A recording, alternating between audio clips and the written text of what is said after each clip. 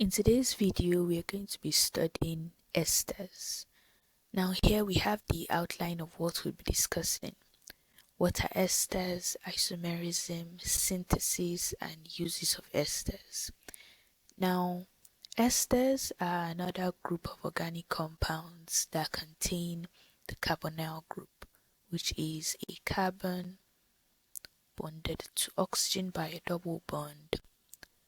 And for esters, the carbon atom here is bonded to another oxygen atom by a single bond, and this oxygen atom is in turn bonded to a carbon atom which is part of an alkyl group.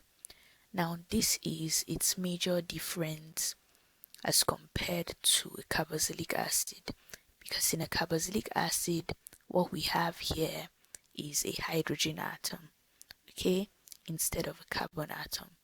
Now of course it forms a homologous series of compounds and it has a functional group that determines the chemical properties of all esters. Okay, so let's take an example with this ester. So we have the carbonyl group bonded to an oxygen atom which is bonded to an alkyl group on one hand, and on this hand we may have a hydrogen, or we may also have another alkyl group. So let's have an alkyl group here. We'll get to the naming of esters, but we can see that we have 3 carbon atoms, okay, and we have 6 hydrogen atoms and 2 oxygen atoms. Now the 2 oxygen atoms remain constant. We would always have 2 oxygen atoms. Something we need to take note of is the relationship between the number of carbon atoms and the number of hydrogen atoms. So esters have the general formula CnH2n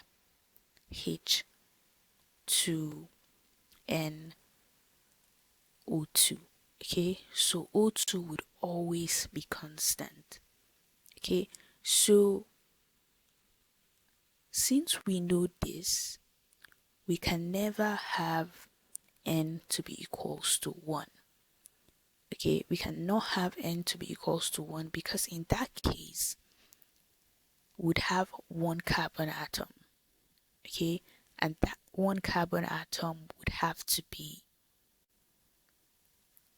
the carbon atom in the carbonyl group. However, to have an ester, we need the carbon atom in the carbonyl group and the carbon atom that is bonded to the oxygen atom on the other side by a single bond. So this carbon atom is necessary in order to identify and to differentiate an ester from carboxylic acid.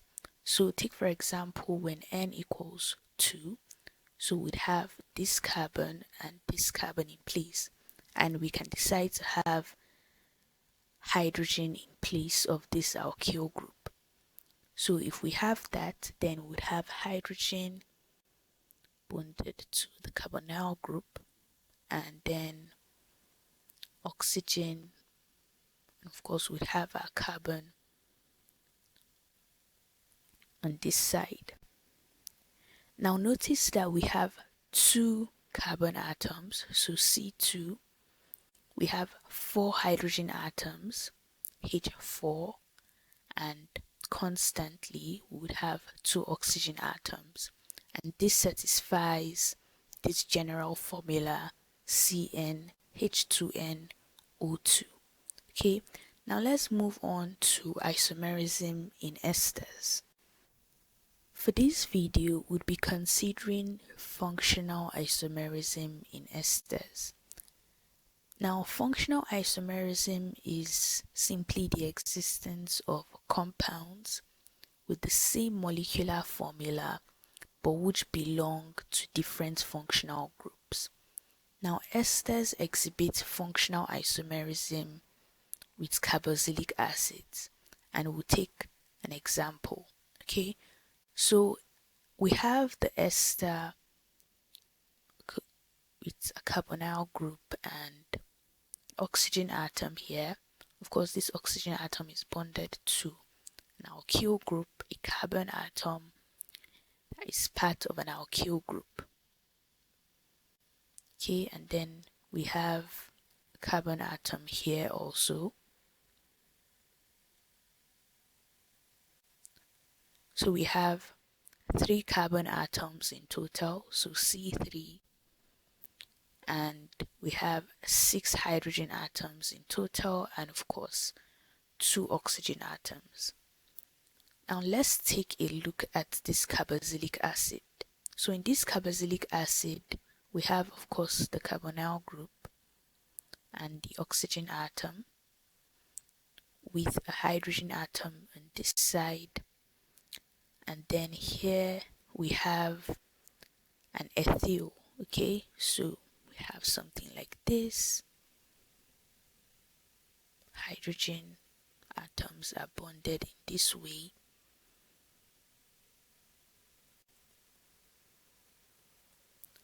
Now this has 3 carbon atoms, so this has the name propanoic acid. Okay, propanoic acid.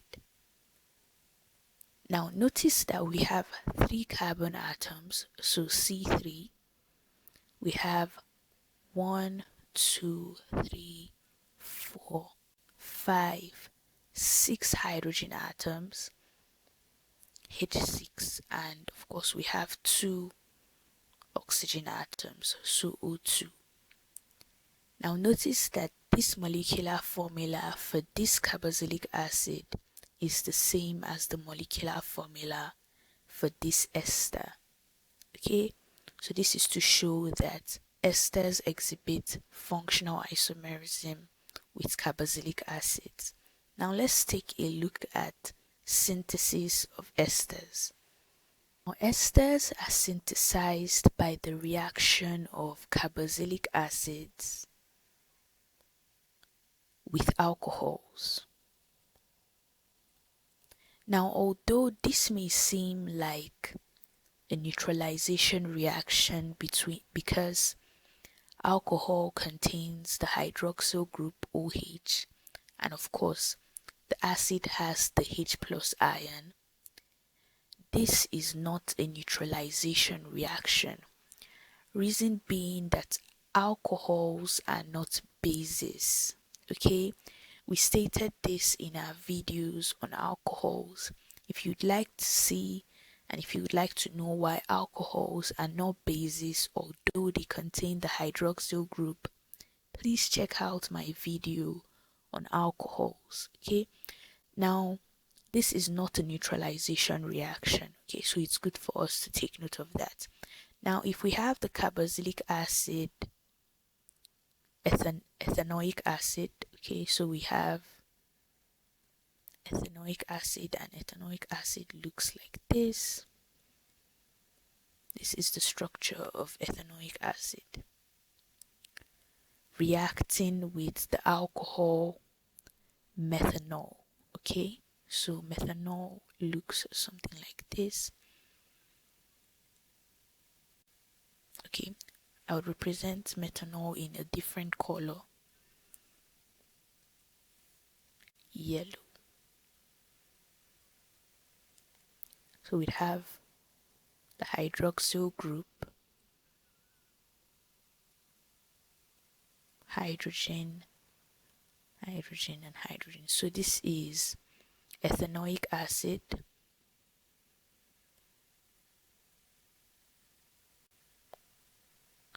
and this is methanol. Now what happens is this takes place like a neutralization reaction, but it is not a neutralization reaction. Okay, so what happens is it behaves like a neutralization reaction, but it's good that we take note of the fact that it's not a neutralization reaction. But for us to understand, just for the sake of understanding, this of course is an acid and would assume this to be a base. Now, typical of an acid-base reaction, okay, the acid contributes, or rather, it lets go of its hydrogen ion, H+, and this hydrogen ion is bonded to the hydroxyl group, okay, to form water. And the negative ion we have here bonds with the positive ion we have here to form a salt. Now in this case, what is formed is an ester. Okay, so we'd have something like this. Here we have hydrogen, carbon, hydrogen, then have the carbonyl group and an oxygen here. That's what we have left on this side. And on this side we have an alkyl group. Okay, so we have C, H, H, and H. Now, if we were to have an acid like hydrochloric acid and sodium hydroxide, would form the salt sodium chloride and water. Now take note of how we name the salt. Okay, take note of how we name the salt. In naming the salt, we give the salt the name sodium chloride. Okay.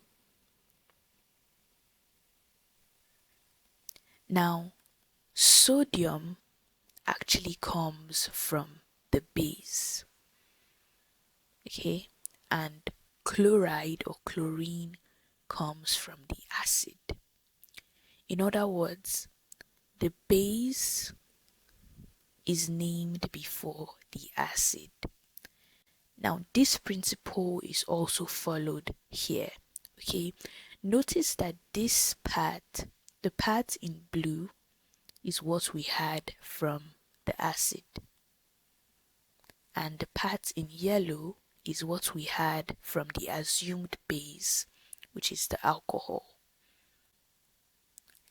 So in naming this compound, we'd start with the alcohol and then would move on to the acid. So ethers are named from right to left in this way.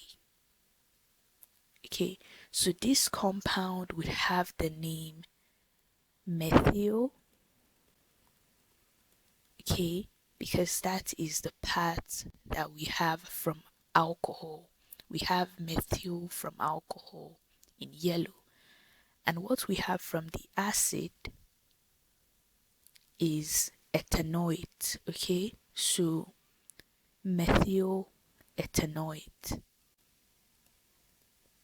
Now this is how esters are named, just following the same principle that we have in inorganic chemistry, naming the base part before the acid part. In this case, you name the alcohol, which acts as the base, before the carboxylic acid part. Okay, this is how esters are synthesized, and this is also how they are named. Now let's take a look at the uses of esters. For the uses of esters, the attractive fragrance and flavor of most flowers and fruits is actually due to the presence of esters, and fat is an ester, okay, and fat has a lot of uses both biologically, and even fats are used in making some dishes and all of those things. So it's good for us to take note of these things. If you liked this video, please give it a thumbs up and ensure to subscribe. Thank you for watching till the end. Bye.